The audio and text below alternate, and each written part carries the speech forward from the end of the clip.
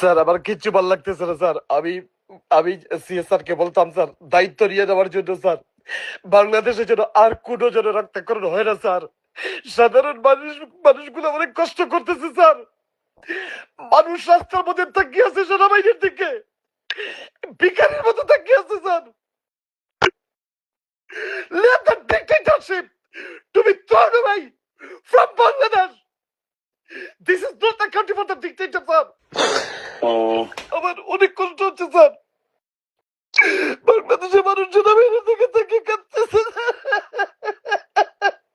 আর সেনাবাহিনী বসে বসে ঢং দেখতেছে স্যার। কেন বলা হয় বাংলাদেশ সেনাবাহিনীকে দেশপ্রেমী সেনাবাহিনী স্যার? আর এই ডিক্টেটর মহিলা মানুষের রক্তের উপর আটতেছে স্যার। আপনি দেখেন বেগম জিয়াকে জেলের মধ্যে রেখে দিচ্ছে, ওর কলিজাটা কিরকম স্যার? মানুষত্বতা বলে কিছু আছে স্যার? তারেক রহমান সাহেবকে দেশের বাইরে রেখে দিচ্ছে স্যার।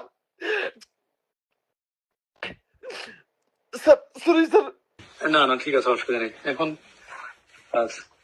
স্যারকেও তো মানে নিয়ম মোতাবেক কাজ করতে হবে, ঠিক আছে? এখন স্যার কিসের নিয়ম স্যার? নিয়ম কিসের? সেনাবাহিনী থাকতে আবার নিয়ম থাকে নাকি স্যার? এই জাতিকে, এই সেনাবাহিনীকে বাংলাদেশের দেশপ্রেমী সেনাবাহিনী কেন বলা হয় স্যার? আজ আমাদের স্টুডেন্টদের গায়ে হাত উঠতেছে, রক্তাক্ত করতেছে, জেনারেল পাবলিককে মারতেছে স্যার। আপনাদের কলিজা দেখি এরকম স্যার এগুলো দেখতে। এই ক্ষমতার জন্য এতক্ষণ, এই ক্ষমতার জন্য শেখ হাসিনা বারবার খুন করবে স্যার, মানুষদেরকে এরকম মারবে স্যার। স্যার আপনারা কি পোশাকের বাইরে মানুষ না? মানুষের কি আত্মীয় স্বজন নাই, ভাই বোন নাই? এই দেশের মানুষগুলো স্যার মরতেছে রাস্তার মধ্যে পাখির মতো, আর আপনারা ইউনিফর্ম গায়ে আপনারা প্রমোশন নিয়ে অপেক্ষা করতেছেন না? কিভাবে সম্ভব স্যার? স্যার আপনার দুইটা পায়ে ধরে আমি ভিক্ষা মাগতেছি, প্লিজ কিছু করেন স্যার। এমনি কি হতে যাচ্ছে বলেন তো এখন? স্যার এখন একটাই জিনিস, সরকার পতন আন্দোলন আসতেছে, সরকার পতন আন্দোলন হবেই। এই না না আসতে মানে এত ইমোশন করেন না।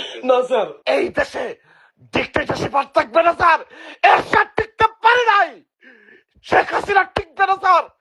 আজ লিখে রাখেন, শেখ হাসিনা বাংলাদেশ থেকে সে কিন্তু পলাইবে স্যার, যে পার্শ্ববর্তী দেশে পলাইবে স্যার, মনে রাখি স্যার। আমি স্যার আপনি এক মেয়ের বাবা, আপনি এক বাবা ছেলের বাবা, আপনি একজন প্রফেশনাল অফিসার।